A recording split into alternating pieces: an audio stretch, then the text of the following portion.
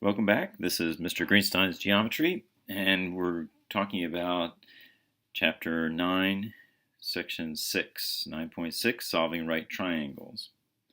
So, in the last section, we talked about the sine and cosine ratio, and prior to that, we talked about the tangent ratio.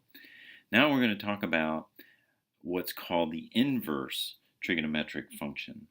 So, inverse trigonometric function, that just says that we'd like to uncover the angle. We'd like to be able to get to the angle.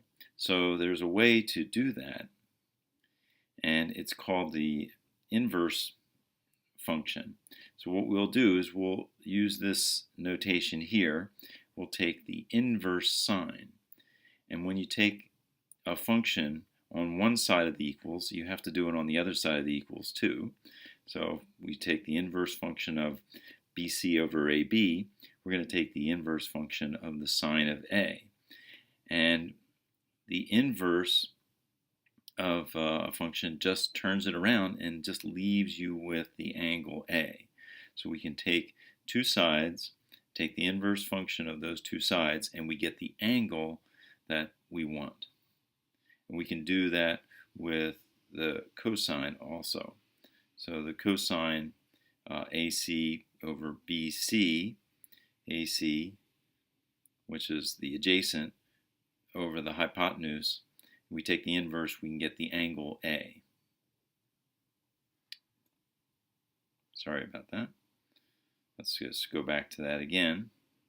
And then we can do that with the tangent also. So the tangent, we have opposite BC over AC, which is the adjacent, and we take the inverse and we can get the angle A. So let's actually take a look at how we can do this. I can take the inverse sine of the angle of the sine of A, and that leaves us with the angle A, the cosine, and the tangent. So we can say that, we can also say that the sine of the inverse works the opposite way. So if I have a value x and I want to be able to get that value x, I can just take the sine of the inverse sine and I can get that x. The same thing with cosine and same thing with tangent. So let's actually use our calculator and calculate the tangent of the angle A if the tangent of A is equal to 0.75. So what we'll do is we'll say that the inverse of, we'll take the tangent inverse of 0.75 and plug that into our calculator, and what we'll get is we'll get 36.87 degrees. We'll do the same thing with the sine. If we want to be able to get the angle B, we're just going to take the inverse of each side. So we're going to take the inverse sine of 0.87, and that is going to equal 60.46 degrees. And the same thing with the cosine. We'll take the inverse cosine of 0.15, plug that into our calculator, and we get 81 degrees, 81.37 degrees.